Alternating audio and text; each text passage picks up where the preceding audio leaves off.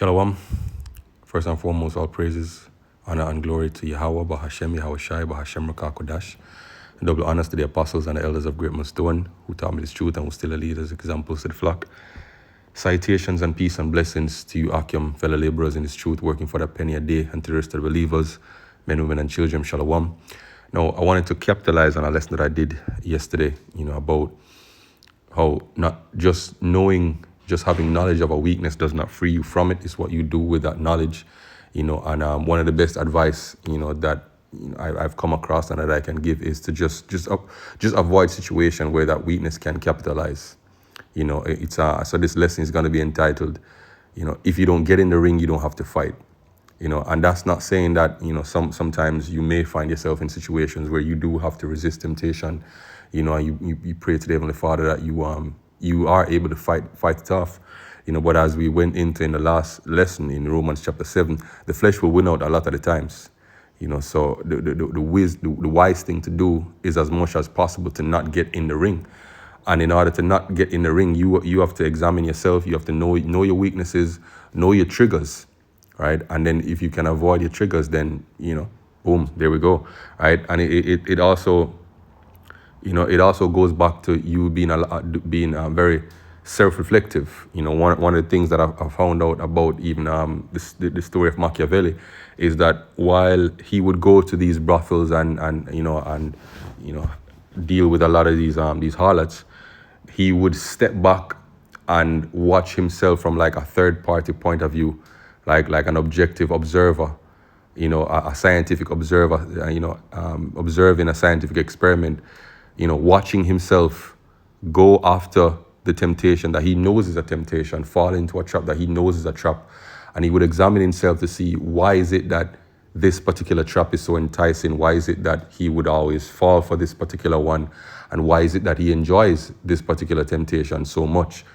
So we have to be that in that kind of mindset. It's just like with Solomon.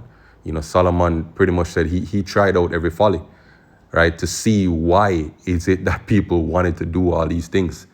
You understand? So let's get into it.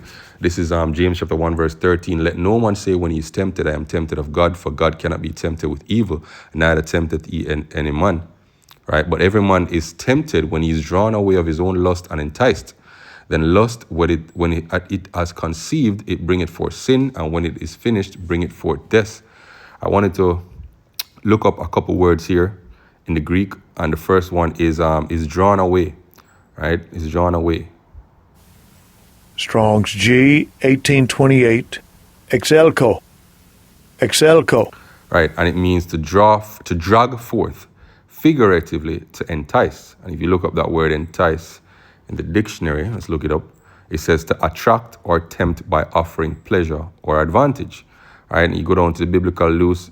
It says the metaphor here is what I really love. All right, it says to lure forth. In hunting and fishing as game, right, which is I think a type of bird, is lured from its hiding place. So man by lure is allured from the safety of self-restraint to sin. In James chapter 1 verse 14, the language of the hunting is transferred to the seduction of a harlot. So the idea is to allure you. Let's look up that word, right? To allure you, the quality of being powerfully or mysteriously attractive or fascinating. So the idea is to allure you from the safety of self-restraint. What's the safety of self-restraint? You not being in the ring, right? Once you're not in the ring, you don't have to fight, right? From different articles and books that I've read, I've learned that self-will, self-control is a finite resource. You can deplete it. So if you're constantly putting yourself in a situation where you have to exercise self-restraint, self-will, it will eventually run out for that day and you'll give in.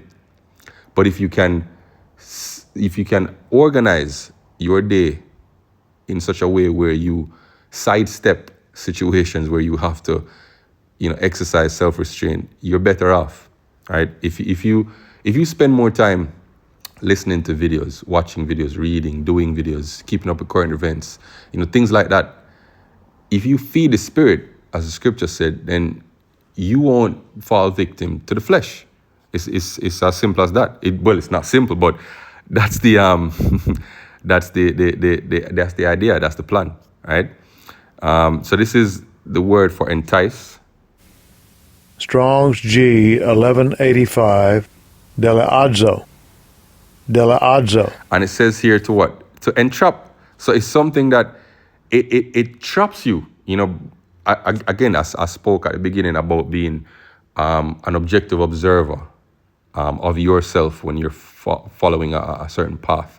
If you notice, when you come close to the trap or to the temptation, when you start to flirt with that temptation and it grabs you, it's like something else takes hold of you for that temporary period. And then once you've carried out, the sin, or the action, then that something removes itself from you and it's like, you're like, shit, I fell for it again.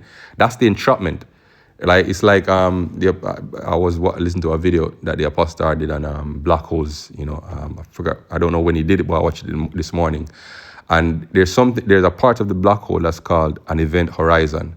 And if you go close enough to that event horizon, that's it, there's no coming back, right? There's a point of no return where you flirt with the black hole enough and it catches you, there's no turning back, right? And that's how temptation is. There's a point of no return.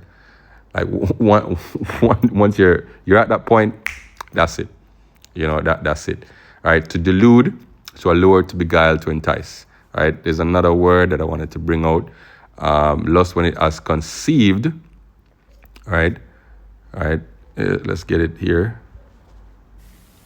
Strong's G 4815. Sulambano. And it says to clasp. So what is clasp? What does clasp mean? So like I looked up the wrong thing. All right. Damn it. All right, let's get back to it. Keep clicking on the wrong thing. What does clasp mean? Look up. To grasp tightly with one's hand.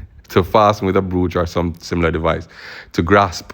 So it grabs you, seize, arrest, capture, especially to conceive, by implication to aid, to catch, to conceive, to help, to take. So it literally grabs you, right? Metaphorically, of lust whose impulses a man indulges, right? So once you come close enough, boom. So it's like a mouse trap. The cheese is there, or whatever you use to bait the mouse, and it allures the mouse to come closer and closer, right? To lure them from the safety of self-restraint. And once they come close enough, boom, the trap grips them and it doesn't let go, right? It's like that. It's like you're being hunted by your temptations, by these demons, right? So this is Ecclesiasticus chapter, I believe it's chapter 30. Yeah, chapter 32. Salakia, chapter 32, verse 20 in the GNT. It says, let me start from verse 19. Never do anything without thinking it through. And once you have done something, don't look back and wish you had done something else. So the elder brother Shapar always tells us is from we were younger. Learn to think through a decision. Learn to think through a decision long term. What are the immediate repercussions of these actions? What are the medium-term repercussions of this action? What is the long-term repercussions of this action? Right? How can this blow back to affect me? In the end, do I gain more from taking this pleasure now or less in the long term? So you're thinking it through. And verse 20 says, don't take an action that is dangerous and don't make the same mistake twice. So if you go, in the KJV it says, don't go along a way where thou may stumble. So if you know that, okay, if I put myself in this particular situation, I'm going to be triggered to sin. Leave it alone, right? Like I brought out the example the last time, sitting at a table with a non-man's woman, because you can say to yourself, I know adultery is wrong. I know that's punishable by death. I know I could get kicked out of a camp for that. So I'm not going to do it. Right? But you put yourself in the situation, you flirt with those demons, yeah, they're going to grab you. So don't take a course of action that is dangerous. Don't make the same mistake twice. Soon come, right? Verse 21, don't be too sure of yourself, even when the way looks too easy. Don't say to yourself, oh, I'm not going to do that. Of course, I know better. Don't be too sure of yourself, right? We've always been told is that, if you say, I would never do that. If I was in a situation that would never happen to me, I would never do that. No. So if the Lord will, I will do this and do that. Always watch where you are going. Whatever you do, be careful. This is the Lord's commandments. Right?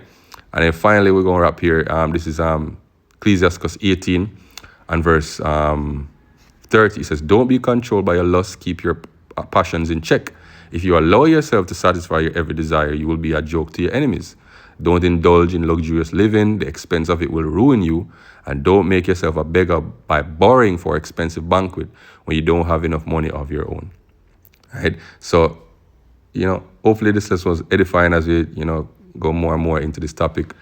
Until next time, shalom.